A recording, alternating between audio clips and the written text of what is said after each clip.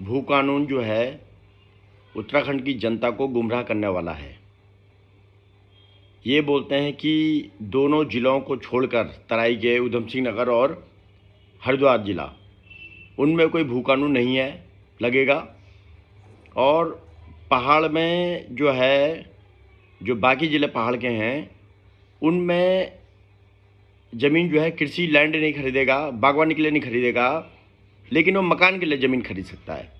आपको पता ही है कि पहाड़ में तो वैसे ही सबके छोटे छोटे खेत होते हैं, लेकिन अगर जो ये बोले कि हम भू कानून लाए हैं, 250 वर्ग मीटर ज़मीन ले सकता है। मैंने कल भी बताया था कि पहले एनडी तिवारी जी की सरकार में 500 वर्ग मीटर था, और 2007 में जब मिली जुली सरकार आई तो उत्तराखंड क्रांति दल के कोटे से माननीय दिवाकर भट्ट जी मंत्री थे राजस्व, तो उन्होंने जो है इसको प्रमुखता से रखा और घटाकर 500 से घटाकर 250 वर्ग मीटर ज़मीन उन्होंने किया। तो आपने कहाँ बदलाव किया? वही तो 250 वर्ग मीटर फिर पहाड़ में ले सकता है।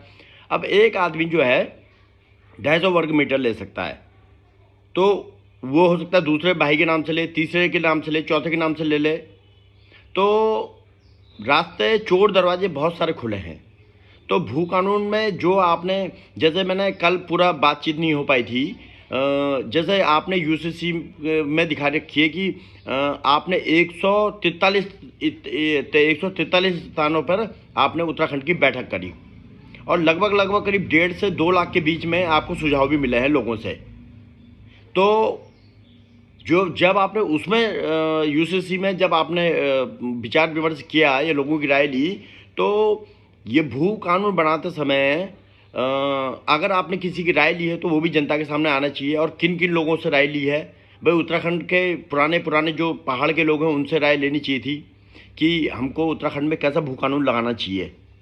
अब भू कानून तो आपने जनता के प्रेशर में, क्योंकि उत्तराखंड की बहुत मांग थी कि भू कानून लगना चाहिए, अब आपने दबाव में ये जनता को दिखाने के लिए तो कर दिया, लेकिन चोर दरवाजे जो हैं वो फिर भी खोल दिए। तो मुझे लगता है ये धामी सरकार का आधा अधूरा भू कानून लगा है, क्योंकि देखो ज़मीन तो फिर भी आदमी लेगा ही, 250 वर्ग मीटर लेगा, दूसरे नाम से लेगा, तीसरे नाम से लेगा। तो कहीं ना कहीं ये उत्तराखंड के लोगों को, पहाड़ के लोगों को गुमराह करने वाला भू कानून है। मेरा धामी सरकार से आग्रह है कि इस भू कानून को और कड़ाई से पालन करेंगे, जैसे हिमाचल की सरकार ने वो लगा रखा है वहाँ। और कई ऐसे क्षेत्र है कि हिमाचल का तराई का आदमी भी हिमाचल की पहाड़ों में ज़मीन नहीं ले सकता।